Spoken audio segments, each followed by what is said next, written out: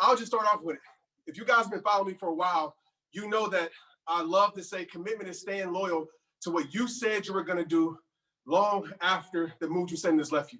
Everybody's excited. I know it's COVID, but I'm sure the gyms are still packed. I never go to the gym between January and February, right? I wait till all the people that are interested in becoming better leave. That's the difference. A lot of people are interested. They want to go into this year saying, hey, Jay, man, I'm going to see what's going to happen. I'm going to see this. And there's nothing wrong with that. But do you think Kobe, Michael Jordan, James Harden, whoever you look up to, Muhammad Ali, whoever it may be, do you think they go into a basketball game, a fight, they go into their job saying, I'm going to see how it's going to go?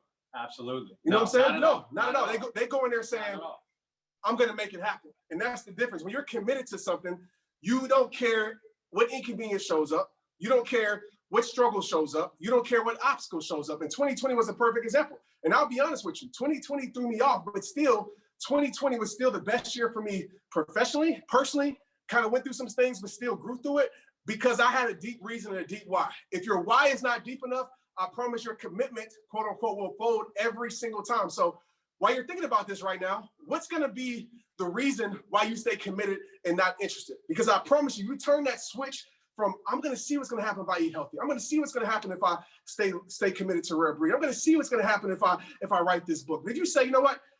I'm going to make it happen. I'm going to write the book no matter what. I'm going to start my business no matter what. I'm going to be the best father, mother I can be for my kids no matter what. I promise you, when there is no way, you will still find a way. And that's why commitment is literally my favorite word that I use, because it's something that reminds me, if I want to see greatness takes place, if I want to see legendary take place, if I want to see the greatest me takes place, you know this well, brother, then I have to stay committed on the journey and I have to find deep reason. So right now, I want you, if you have it, if you don't have it, it's okay. But what is your reason gonna be? Like, write it down. And Eric, send me some, actually I got the chat right here. What's some reasons? My kids, my health. For me, nothing wrong with that. Yes. My kids, again, mental health, school, whew, a lot of stuff. This is my grandkids. Yep, family, legacy. Legacy. God. All these things. So when it gets hard, because it will, and Jay talks about this, and I'm gonna put you on the spot, bro, to talk about this. Jay always talks about setting traps, because soldiers, when they go into battle, they might get surprised, but at the same time, they're prepared for those surprises. So how can you right now prepare your response when nobody supports you? Prepare your response when you might get furloughed, right? Prepare your response when you might have some sicknesses take place in your life, because that's very key. Touch on that for a minute, bro. So there's two things that I want to kind of say in terms of shutting traps, right? We always talk about willpower, right? At the end of the day, you want to grind, but at the end of the day, willpower runs out, because we're human. Mentally, emotionally, we get drained. And that's when we fall down, because we're completely fatigued about what's going through us when life blindsides us. So when he talks about setting traps, this is the most simple way to put it. If you want to stay committed, you have to design your environment so you can behave in such a way for you to execute. I make the simple analogy that you got to be the point guard in the center. You're a hooper. Yeah. Even though you played pro football, you're a hooper too, right? So at the end of the day, what is the point guard responsible for? He sets up the offense. So when he's bringing the ball up, he's trying to make the game easier for all of his teammates. Well, in life, you are the point guard and you are the center. So let's break it down in terms of health. I can tell you specifically, at my house, I have cookies, muffins, M&Ms all around my counter. Now, even though I live fitness, you better believe every time I walk by my counter to get my daughter something, I am going to eat half of a chocolate chip muffin and I'm going to grab some M&Ms. That's because what did I do? I designed my environment as a point guard to turn over the ball. You know what I'm saying? Like, just because I designed my environment that way, I'm set up to lose. And when people are trying to lose weight, they don't think about little things like that. So if I just put those in the back of the pantry and I don't have those visual cues to eat them, and let's just say I put a protein shake bottle right there. Let's just say I put my supplements, my CBD or whatever, right there on the counter. Now, every time I walk up, there are visual cues because I designed that environment for me to score points, for me to throw an alley-oop to myself to win. Same thing. Like when you're working all night, all day, and you have the screen open, you looking at your email, and let's just say the next day you decided not to write your to-do list on the main priority you needed to do. And last night you left your email open with all these emails that are telling you got to do this, that, and the other. So the minute you wake up, a lot of people are working from home, they wipe their eyes, they look at their phone, they walk in, they see the computer, they immediately start working and reacting to those emails as opposed to doing what they were supposed to do. So when you're talking about setting traps, I'm setting up the offense. Everything in my environment, I'm setting up the offense. I have chips and all that in my house, but you best believe I do my best, and I love my daughter. Obviously, we all got kids. So, you know, you kind of put the cheese, goldfish, all that where the kids can get it easy, right? But my point is saying that is I set up my environment where all the visual cues that I need to make the right decisions are right in front of me. And that's how you can stay committed. Design your environment. Remember, throw the alley-oop to yourself. You're the PG in the center. Make it easy for yourself. You know, so whether it's meal prepping, whatever it is, I'm designing my environment the entire time. So no matter what, if I'm 3 months, 4 months, 6 months deep, and I'm start feeling weak, I got all these visual cues to tell me, Pruna, stay the course, stay the course. Absolutely, bro. And I want y'all to write this down and make this a mantra, because when you were saying that, bro, I was like, man, we need these words. I want you to say, and we can hear you, we really can't hear you, but I want you to say it out loud so we can hear you way in Texas and the people around you can hear you. I want you to say, I am going to design my environment for my greatness. Okay, not for my limitations, not for the lesser version of myself, but the greatest version of myself. Say, I am going to design my environment for my greatness, because your environment is everything. No doubt. You know, that is a commitment 101. And don't just say it for us, because at the end of the day, it's your life, right? Don't say it to please everybody in this chat room. Don't say it to please us. Say it because you mean it. Say it because you're about that life.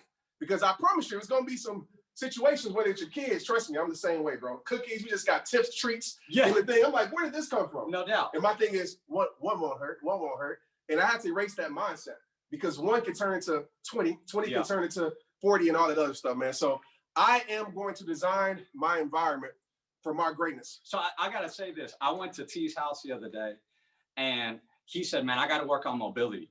My body hasn't been feeling right. So I walk into his media room, and he has all his mobility tools right there. He has his Theragun, he has his mobility stick, all that.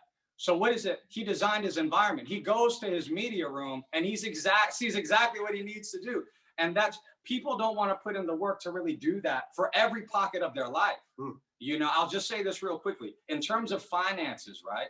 If you design your environment and you set particular traps with your finances, it will prevent you to make bad choices with spending. So if it doesn't matter if it's fitness, it doesn't matter if it's spiritual, it doesn't matter if it's financial, professional, being productive, start with that. If you can do that, if you take time this week to design everything in your house to do a particular job to serve your greatness, I guarantee 2 months from now, you're going to be a different type of animal. I guarantee you. Absolutely, 100%. How do you keep yourself accountable? Get him, bro. I need you to get right here on him, and I need you to talk face to face on this one. Man. How do you hold yourself accountable? So some people may not even really like this answer, right? At the end of the day, I'm a very faith-driven person, right? So with that being said, you know, I almost feel like I'm slapping the face of my creator if I don't do everything I possibly can to be my best self. So that being said, I talk about setting traps, right? How do I hold myself accountable? Number one, I try my best to tell people what I'm going to do. There's a lot of research. If you tell people that you really care about, that really have your back, hey, hold me accountable. I'm about to write this book. I'm about to come out with this program. You know, suddenly you don't want to just deliver on your own promise. You don't want to let people that you care about down, right? So that's just a simple hack. But it's really just making a deep commitment and a deep promise to yourself to not let yourself down. Because people talk about, man, T, how do you have so much confidence? Or if people ask me that or whoever, at the end of the day, the only way to build confidence is just delivering on your own promise. I guarantee if you just say, I'm going to walk for 10 minutes every day, or I'm going to write in my journal, or if I'm going to finish this one project for work, and you just deliver on that, it gives you a certain internal strength for you to keep going. So I wish there was a complex answer for me to give you in terms of being accountable. But at the end of the day, it's deciding who you want to be in the next 2 months and just making that promise to yourself and not breaking it. So I hope that helps. Keeping that promise to yourself is very key, man, because we make promises to other people. We make promises all the time. Sometimes we keep them, sometimes we break them. And it's almost thinking about like this, man. Sometimes people ask, like, how do I love myself more? And I just think about this, like, we keep promises to people outside of ourselves, like our kids, right? And we should, and people around us that we really love and care about. So why can't we take that same thing to ourselves if we truly love ourselves? How do you eliminate the urge to conform to the world?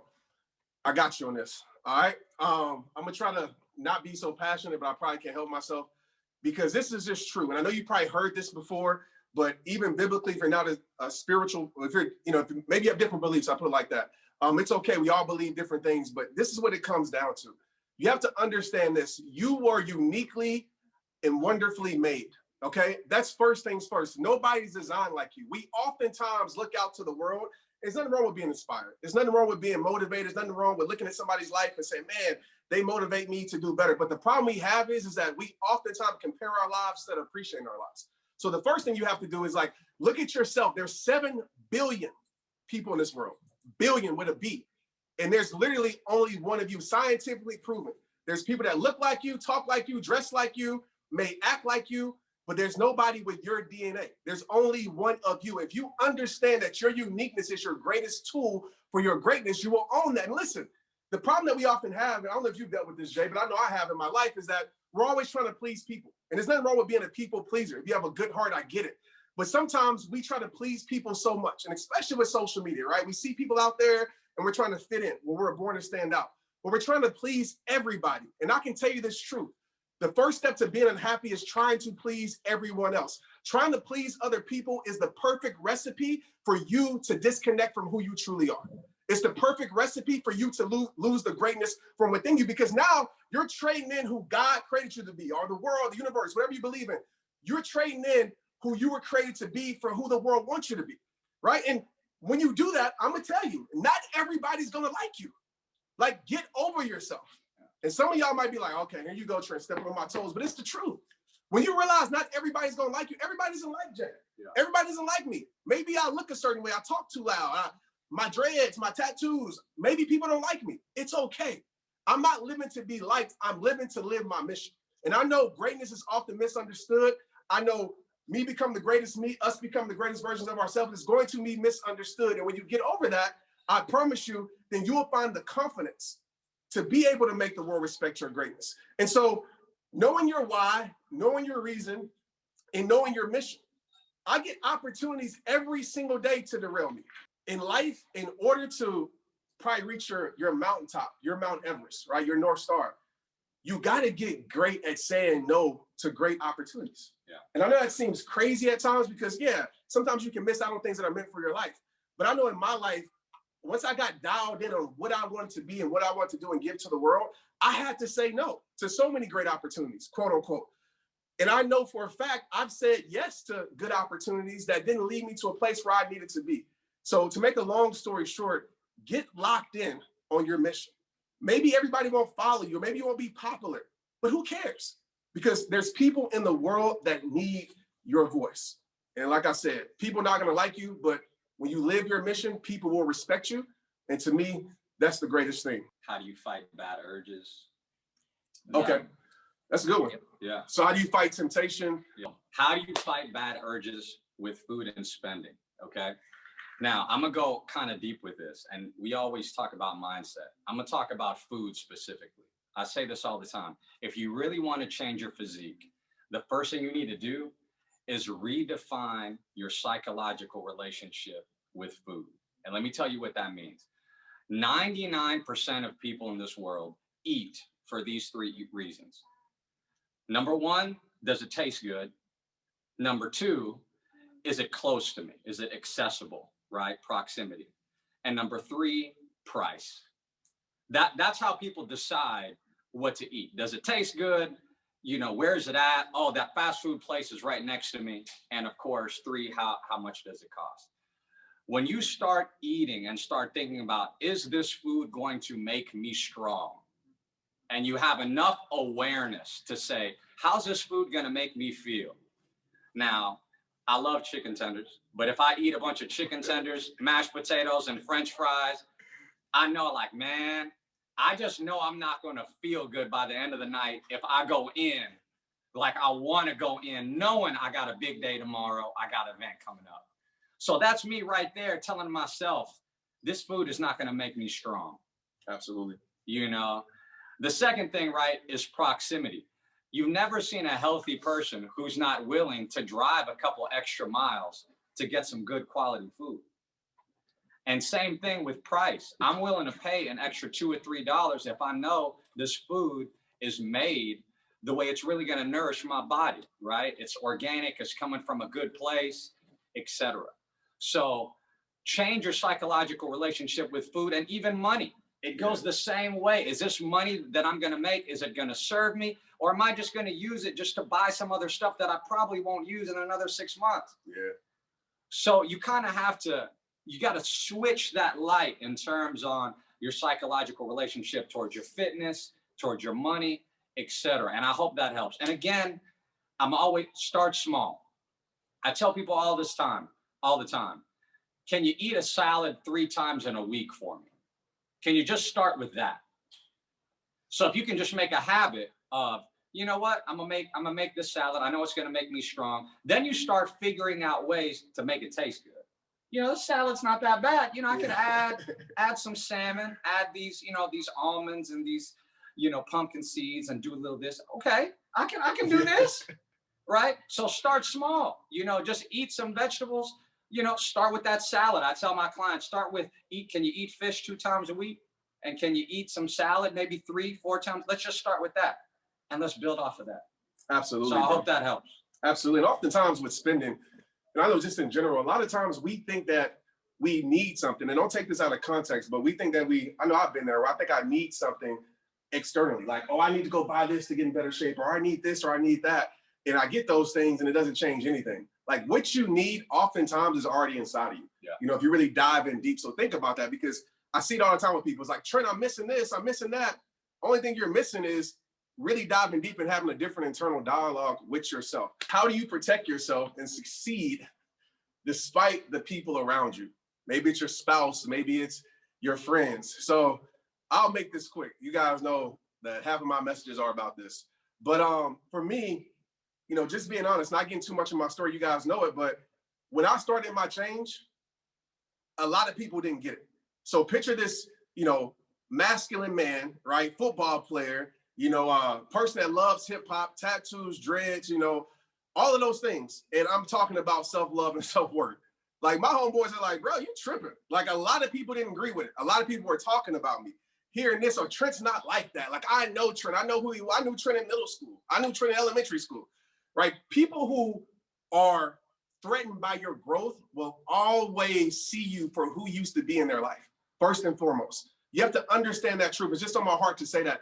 People, if you are beneficial to a person in your past, like they love that version of you, so maybe you're the person that they went to the club every night, right? They loved you for that. Or maybe you're the person that didn't tell them the truth and they loved you for that. If you were beneficial to them for that, trust me, when you change that, when you try to hold them accountable or you change your life, they're going to find ways to pick you apart, because now their insecurities are being exposed by your intentions, by your growth, by your change. So the first thing to understand is that you will lose people. Okay, it's going to happen. In order to move up, there is some things that you must be willing to give up. But I want you to like sit back and ask yourself, right? This question, this helped me. I'm going to just put it to you like this. And this helped me gain leverage.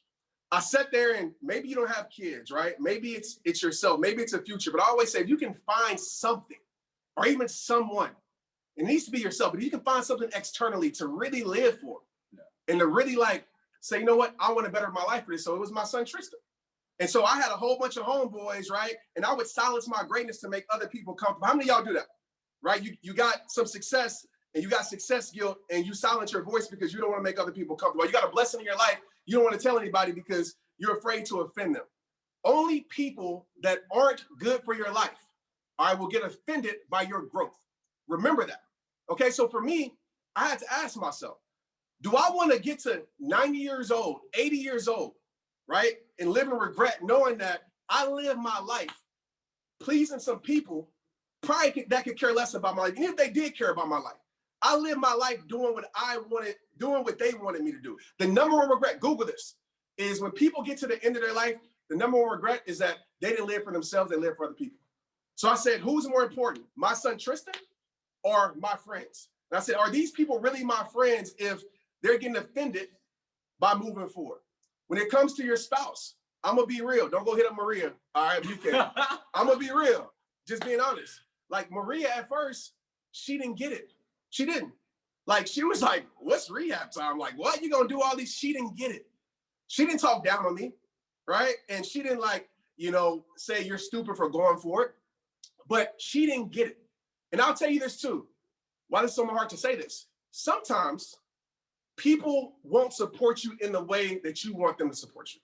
You got to understand that. Maybe they're supporting you in their way. So Maria didn't get it. And I was like, dang, like she ain't really rocking with me like that. Like she ain't really like, sharing my videos and doing all these things. And then I realized that she supported me in other ways. But I realized this truth too. It wasn't for her to get. It wasn't her vision. It wasn't my friend's vision.